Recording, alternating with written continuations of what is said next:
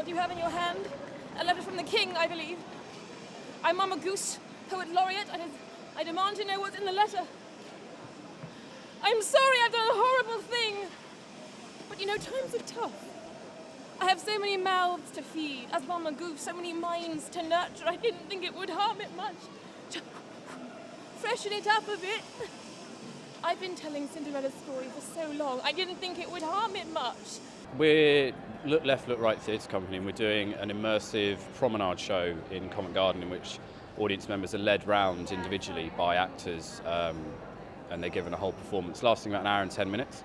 I play Griselda, one of the ugly sisters, and I talk to the audience a lot about my relationship with Cinderella's wicked stepmother. And we go into Whittards and we try tea, and it's very interactive. I try and get the audience to talk to me as much as possible, but it's very safe. You know, it's just like questions like what's your favourite tea and all things like that. And so we go around Covent Garden for an hour and 10 minutes, just giving the audience hopefully what is an interactive, exciting, immersive experience. You can help me. I need inspiration, words, your words. We can write a poem. You have a lovely scarf. It's pink and furry. Love is like a pink and furry scarf. If I ate it, I'd probably barf. It needs some work. I must go off. Find someone that can help me whip this poem into shape and save Christmas and bring Cinderella and Prince Charming together. Thank you! Thank you so much! So of course, making a show in a live environment where the public is wandering around and you've got characters dressed in fabulous panto costumes mingling in and out of the crowds has its problems, but I think that also adds to the theatricality of it, because we have lots of people who know nothing about the show who are watching and engaging and enjoying the performances as they go on around them. One of the biggest logistics things is just moving an audience member through the space, connecting up all the scenes, using all of the wonderful venues that have donated space to us. So yeah, but it all comes together into one fabulous melting pot. Oh, there you are. Come with me, quickly. You met my mother yet? No? Good. She's awful. She's bossy and grumpy and at times downright evil, but she's my mum, you know, so... Sorry, I'm rabbiting again. People assume stuff about me, is all. People assume stuff, and I don't always happen to be what they want. They expect the full shebang, the tits and the teeth, and the slightly risque jokes for the dads, but... Sorry, I'm just not like that. It depends entirely on the audience member. You get a lot of people who book the show knowing what kind of show it is because they love that specific genre, and they're really up for it. They love chatting. They're really excited, they want to get involved as much as possible, and you get some people that are really quiet and don't really know what to do, because it's not like sitting in the stalls. It's quite live and it's raw, so you need to be on your toes. You need to be able to, the audience need to sort of respond sometimes. So if I asked you what your favourite tea was and you didn't say anything, I just have to coax it out of you. But a lot of people just then go on a 5-minute conversation about how much they love tea and what tea they love. So it depends entirely on the audience member. But 99.9% of the times it's really positive and they're really engaging with it. You need to meet Brandy Button. He'll take you to where you're going.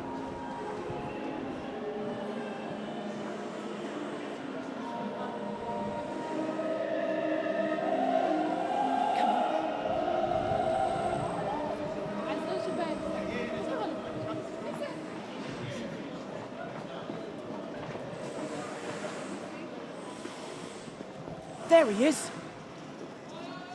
Go and get in his carriage. Off you go. Bye. Well, I don't think the old-fashioned panto will probably ever die, but we're just trying to offer something alternative. I think immersive theatre really has exploded in the last sort of 10 to 15 years in theatre. So it's something that the audience members are really after. They want something a little more live and more raw, an experience they can have and share with people, rather than sitting in an audience and watching something. This is something that's a lot more personal to that person. So I think that's why this genre has really exploded recently. What this show offers is something a bit alternative. It's a show to be done in pairs. It's a good date night. It's a really fun adult evening out, and there's lots of lovely treats and surprises and snacks and drinks, and I think it's just something a bit different, but it has a good Christmassy panto feel to it.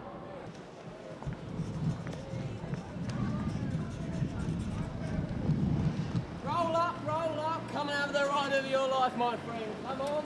Brandy Butter's the name, nice to meet you. Do you like it? See, I'm not used to this, you see. Not normally a horse, me, nah. Normally a mouse, can you tell? Yeah, I know, it's the nose, isn't it? But I've got a horsey tail, that's right, and some horsey legs, that's right. Human legs. Bit of a mix up with the old transformation malarkey, but never mind. I think the fairy godmother going a bit batty in her old age. But never mind, step on board, my friend, step on board for the ride of your life. Covent Garden is an incredibly Christmassy, theatrical place to be anyway. It's got such a wonderful history, and a lot of our characters are drawing on the shops in the background and the things that are going on here. So I think what we've tried to do is create people that feel like they belong in Covent Garden, even if they are slightly over the top and slightly larger than life. So I think that just encourages people to watch and enjoy it, and to kind of see the story unravelling. And we've got characters dotted all over Covent Garden, so people maybe as they're wandering doing their shopping are seeing some characters in shops and other characters just out on the street. Roll up, roll up, roll up once upon a Christmas for all your seasonal pantomime needs. We've got magic, we've got light, we've got colour, we've got sound, we've got Cinderella and buttons, we've even got pumpkins.